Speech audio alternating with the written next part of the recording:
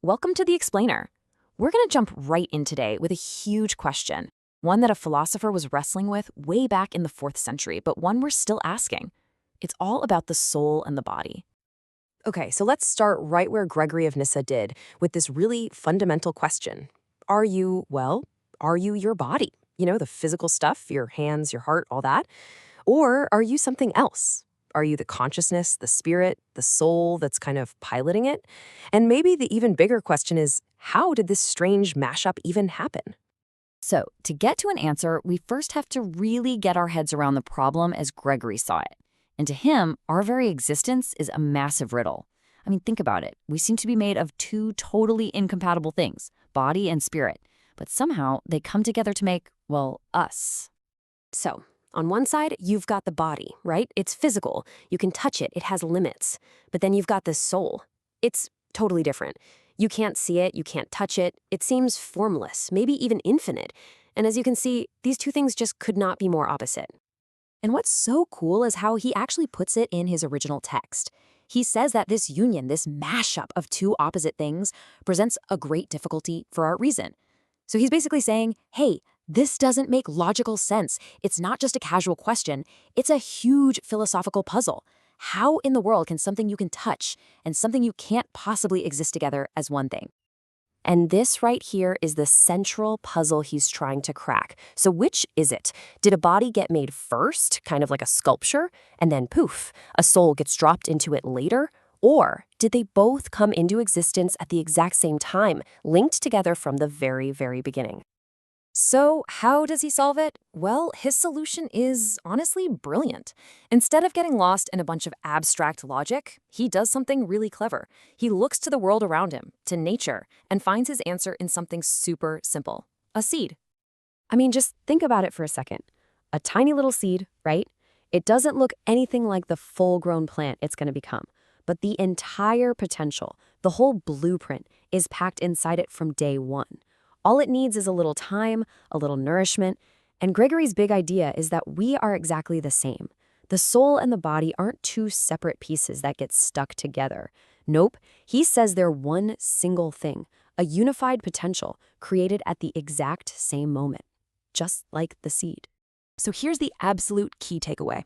The soul isn't some ghost that gets dropped into a machine. That's not it at all. All its powers, reason, consciousness, all that good stuff, they're there from the very beginning. They just unfold. They only become visible as the physical body grows up enough to actually use them. Right? A baby can't compose a symphony, but it's not because it's missing a soul. It's because its tiny body and brain just haven't developed enough to let that potential out yet. And that's his whole point, illustrated perfectly. He completely throws out that idea of a two-step creation process. For Gregory, it's simple. There's one single beginning for both the spiritual and the physical you. They're a package deal, totally inseparable. Okay, but it gets even bigger because Gregory takes this amazing idea of growth, this seed of potential, and he zooms out. He applies it not just to a single person, but to all of humanity. He puts forward this really grand idea. He says that all of humanity is in what he calls a flowing movement. Now, what does that mean? Well, think of it less like a bunch of random people milling about and more like a single, huge collective journey. So just like one person grows from that seed, he believed humanity itself is growing together, all moving towards some kind of preset finish line. And that finish line, that's what he calls humanity's completion. It's this wild idea that there's a specific number of people who are supposed to exist, and once we hit that number, that's it.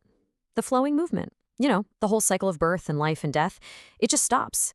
The whole project of being human is done. Complete. Yeah, he lays this out in his writing, saying that once that measure is full, we just won't need the cycle of birth anymore. It's a really fascinating, almost cosmic way to look at human history, isn't it? It suggests it's not some endless random line stretching on forever, but a finite story, one with a definite beginning, a middle, and a planned out end. Okay, so Gregory has his philosophy. He has his analogies from nature. But he wasn't just a philosopher, he was also a theologian. So to really strengthen his case, he turns to scripture, looking for what he sees as symbolic clues or witnesses to his big idea. And he finds a couple of really interesting examples. First, there's a psalm that talks about God sending out his spirit to create things. To Gregory, that sounds an awful lot like his idea of the soul and body being created together at the same time. Then he looks at the Feast of Tabernacles. That's a festival about journeying from a temporary camp to a permanent home. And he sees a parallel there, a symbol for all of humanity moving from this temporary life to our final, completed state with God. And this is what's so clever about his whole approach. He's not just cherry-picking verses to prove a point. He's weaving everything together. His thoughts on nature with the seed, his deep philosophical reasoning, and these theological symbols. And out of all that, he builds this one single, really powerful argument about what we are and where we're all headed. And that leaves us with one final, really provocative thought that just kind of spills out of everything he's argued. If the body and soul are truly one inseparable unit from the moment they exist, if they aren't just temporary roommates, then what does that mean for the end? Think about it. If they start together, doesn't that mean they have to end together? And that points toward this really radical idea that our final destination isn't just being a floating, disembodied spirit, but something else entirely, a restored and unified whole. Now that is something to chew on.